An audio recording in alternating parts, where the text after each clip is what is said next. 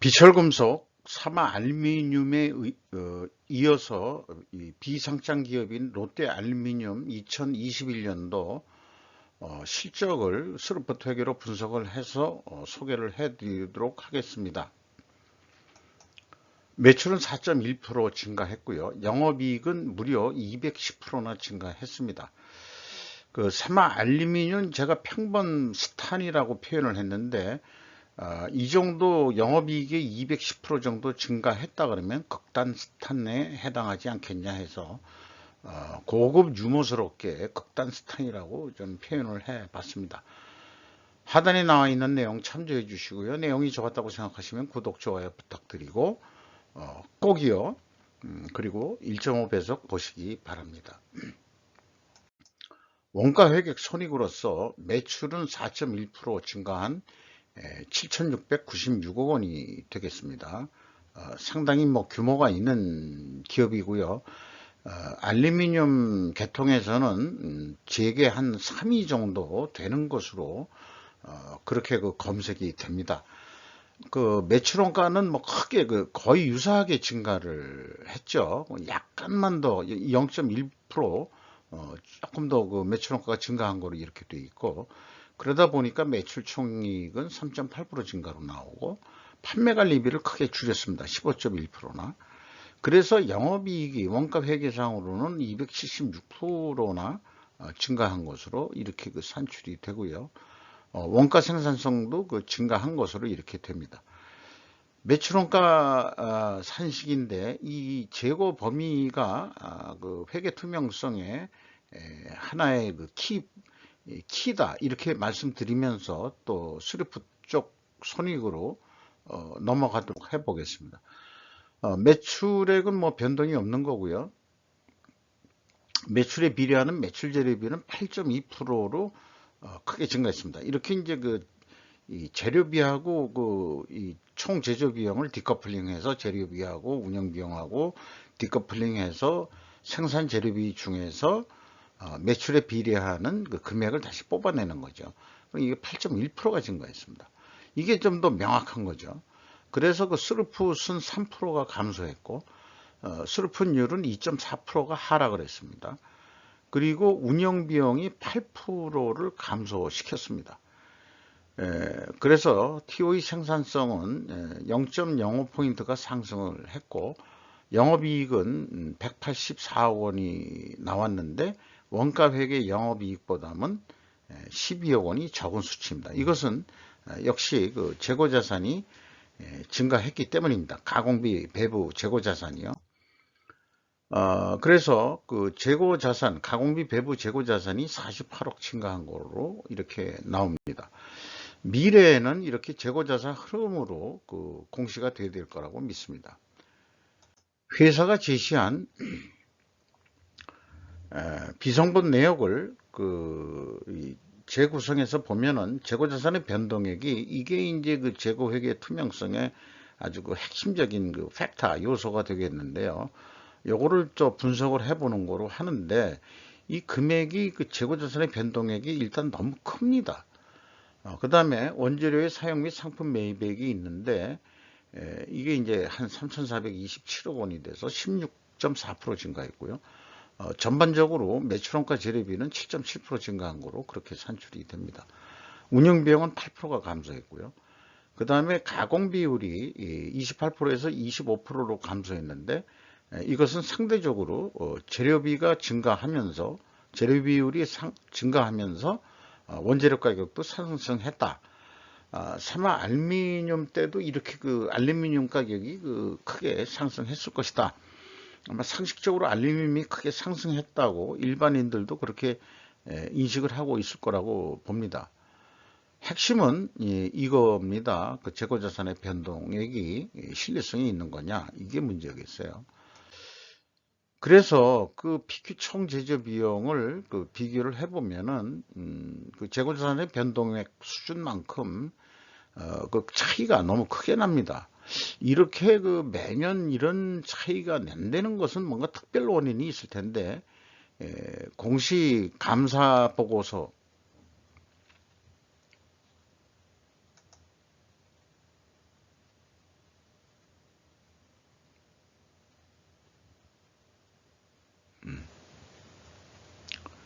예, 잠깐 또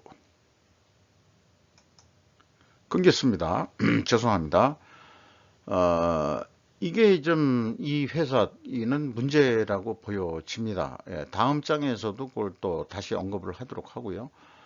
뭐 주요 인건비만 있는데 그 종업원 수가 몇 명인지는 뭐 파악이 안 됐습니다. 여러 가지 검색을 해봤어도 그 이 종업원 수를 파악을 못했는데 일단 그 인건비가 그 2020년보다는 줄어든 거로 이렇게 나옵니다. 어, 2단계가 매우 중요한 건데요. 그 재고자산 증가 명세 내역으로 보면은 재고가 48억 원 증가했거든요. 그러면은 비성분해서 마이너스 4824로 나와야 됩니다. 그런데 똑같은 플러스로서 1705억 원이나 재고자산의 변동액이 나오고 있어요. 이런 경우가 매우 드문데 이렇게 차이가 날 수 있느냐. 거기다가 이제 플러스 마이너스 기호도 좀 안 맞아 떨어지고, 여기서부터 이제 그 문제가 있다고 보는 건데, 전체 재고 자산이 그 변동 범위 기준인가 해서 그 금액도 가감해 줘도, 결국은 가감한 결과가 더 벌어집니다. 그래서 2단계로만 봐서 본다 그러면은 이게 이제 플러스로 표현된 거니까, 매출원가를 증가시켜 가지고 매출이익이 적게 나오도록 조정했다고 해석할 수가 없습니다. 이걸 다른 말로 얘기하면은 부직회계 개연성 가정이 있다. 2단계 하나만 보고도 이 롯데 알루미늄 측 입장에서 굳이 변명을 해서 다른 원인을 찾자 그러면 우리가 조금 에러를 낸 게 있는지도 모르는데 비성분 재고자산의 변동에 이게 상품 매입액이 들어가 있는 거다. 그러니까 비성분에 표현한 원재료의 사용액은 실제 원재료의 사용액이고 상품의 그 매입액이 이 재고 자산 이 변동액에 들어간 거다. 그렇게 변명한다 그래도 그건 잘못된 거죠.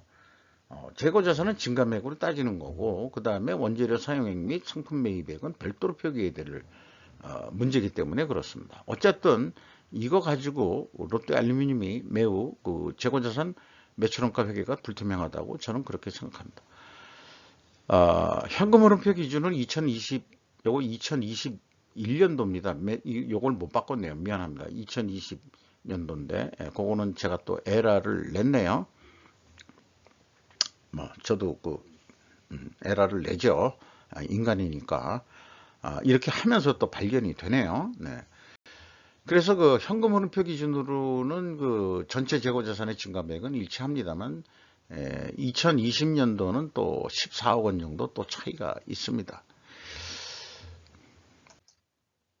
경영평가지표로서 그 재고 회전율이 뭐 약간 내려갔어요. 그리고 그 수르픈율도 좀 내려갔고, 그러면 이게 동일 방향, 두 가지가 동일 방향으로 하락을 했으면은, 일단 그 분석 경험상, 재고자산 매출원가 회계가 투명하다고는 일단 가정을 합니다만, 아까 그 2단계 검증에서 그 금액이 너무 차이가 나기 때문에, 향후 어떤 그 계획을 세울 때도 문제가 발생이 됩니다. 운영 비용을 줄여가지고 생산성을 올린 거죠. 이 경우에는 그 운영 비용을 어떻게 그 줄일 수 있었는지 인프레 시대 2021년도도 마찬가지로 인프레들이 좀 일어나고 있었죠. 그렇습니다. 그래서 이게 이제 연간 목표이기 때문에 그 실적이 7,696억 원인데 내년 올해 목표가 얼마로 우리가 예측해 볼 수 있냐 그러면은 일단 생산 재료비가 한 그 10% 정도 올라가지 않겠느냐 가격 인상이 이렇게 봤는데 그 다음에 이제 그 가공비는 뭐 그냥 그대로 두고 운영 비용도 또 깎았으니까 그리고 이제 재고가 10% 증가한다고 이렇게 봤을 때 매출원가가 5,400억 52억 나오거든요. 그러면 이거를 다 더하면 매출원가 그다음에 그 판매관리비 그 다음에 영업이익, 목표 영업이익 100% 증가한다고 봐가지고 그러면은 6,482억 원 정도 예상이 됩니다. 그런데 문제는 그 PQ 총 제조 비용의 차이가 1,753억 원이나 있었다는 게 문제거든요. 작년에 이만큼 팔았는데 원재료 가격이 크게 상승했어도 불구하고 이렇게뿐이 10% 정도 오른다고 가정을 했음에도 불구하고 더 적게 목표가 나온다는 것은 근본적으로 원가 회계 데이터들이 문제가 있다. 그리고 또 불합리할 수밖에 없다.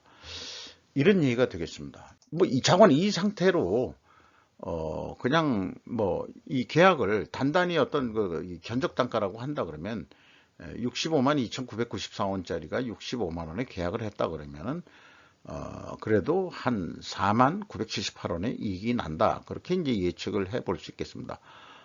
재고가 10% 증가하면은 계획한 것보다는 많이 이익이 나는 거로 그렇게 될 수 있겠어요. 그렇다면은 스루프 쪽에서는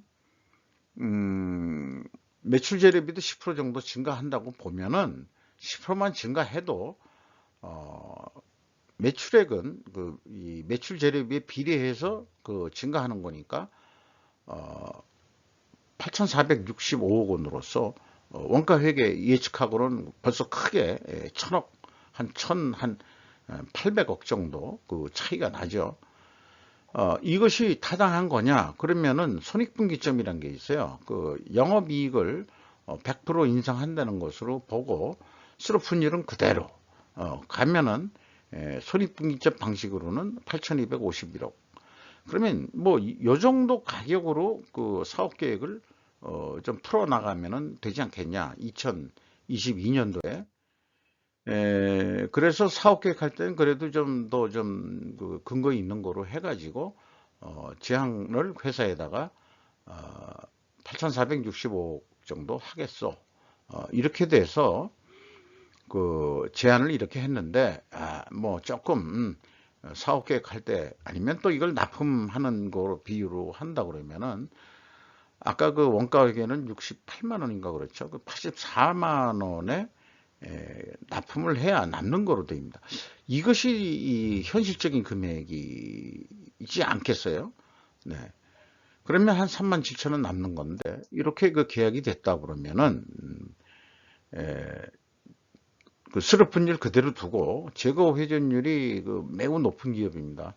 요거를 한 3.1%까지만 증분을 시킨다면은 30회전 한다 그러면은 8,923억 원 매출을 일으켜서 그 다음에 592억 원의 실제 영업이익을 낼 수 있다. 이렇게 예측을 해볼 수 있겠습니다.